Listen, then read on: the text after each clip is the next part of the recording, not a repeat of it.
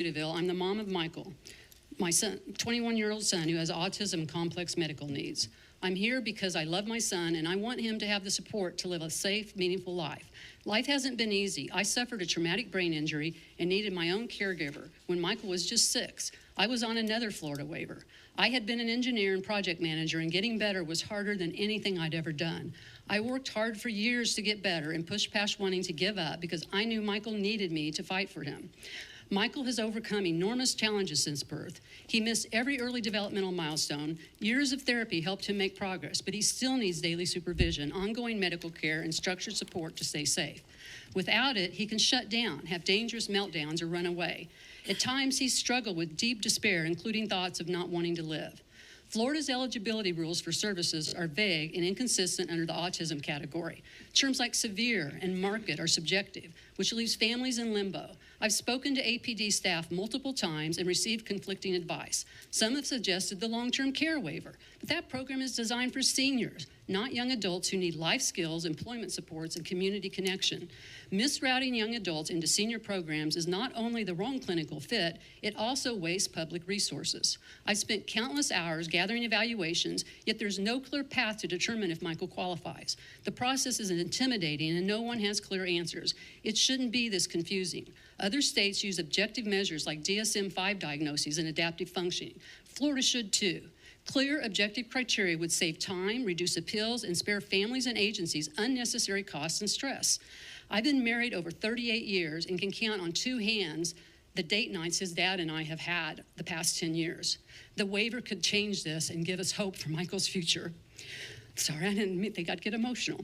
Michael also receives a family empowerment scholarship for students with unique abilities, which has been a lifeline, but reimbursements can take months. Errors are hard to correct, and families receive conflicting information. With more than 100,000 children relying on this program, small glitches affect thousands. I'm asking you to support 2 things. Update APD rules to include objective, transparent eligibility criteria aligned to DSM-5 and adaptive functioning, and get APD to publish their criteria in their internal documents, similar to what Social Security used, something called the Blue Book. I was able to get him disability the first try, which is unheard of, but because they made it clear what was required, I could get the documentation, and it's taken me less time than I've spent so far. The other thing is to improve the FES-UA system. Establish an oversight committee comprised of lawmakers, representatives from the Department of Education, and a panel of parents and providers, and 30-day reimbursement turnarounds. I just had over $5,000 tied up, and it took them 65 days to get it back to me. That's hard. Most families can't afford to ride that kind of money. These aren't abstract policy issues. They're about my son's future and the futures of thousands like him. Please help us make the system clear, fair, and workable. Thank you. I have a question.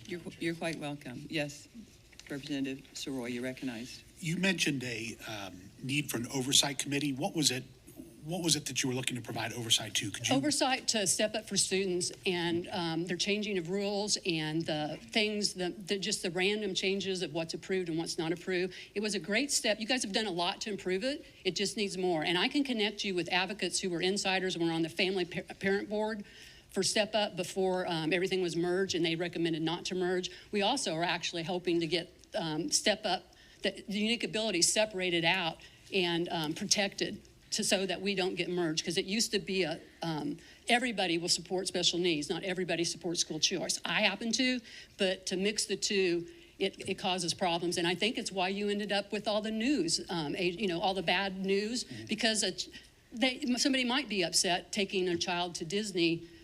That's a typical child, and how can they spend money on that? But if you've got a child that's severe and that's going to get them out and learn to spend money, it's a motivator. And some of these kids, they learn around the things they love, and they learn to read a map, and they learn to spend money. Right. So, but the committee is to help parents have a voice, because right now, if I have a problem, they went and implemented AI right at the end of the year where it was taking me an extra minute for every reimbursement because their AI couldn't even read my receipt. And then I had to put in the same thing 15 times for 15 plants with all the extra information. But they need oversight, and it's a nonprofit, and they've got no oversight, and they've got no competition.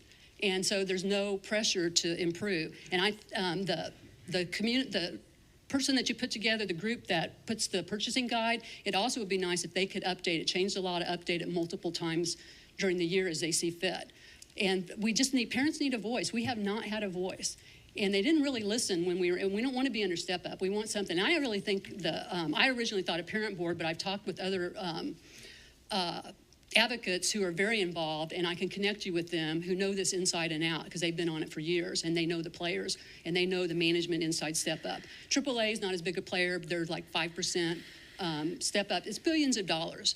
And parents, remember a couple years ago when schools were shutting down and people were having to take out loans because this funding wasn't, and there's problems with DOE, and that's why I recommend DOE, representatives from the legislature and providers and parents be on an oversight board so that you get true, because they say it's getting better when they change the CEO, but they're having to right a ship and they're stuck with technology that is crazy. I can't even, if I forget to add a receipt on something, I can't do anything. I have to wait 60 days for them to reject it and then add my receipt. I mean, that's ridiculous. This is the 2025.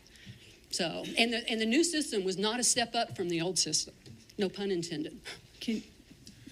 Anything else? Real quick, and not a question. So just wanted to offer a word. Let me know what we can do. Okay. I really appreciate, and I appreciate all you've done, because I got involved more in this because I saw that it actually mattered. We went up to Tallahassee, and it gives him a purpose in life. And he's a story. I didn't talk about all the details, but he almost died when he was born. And he's been in and out of the hospitals. He sees 7 specialists now.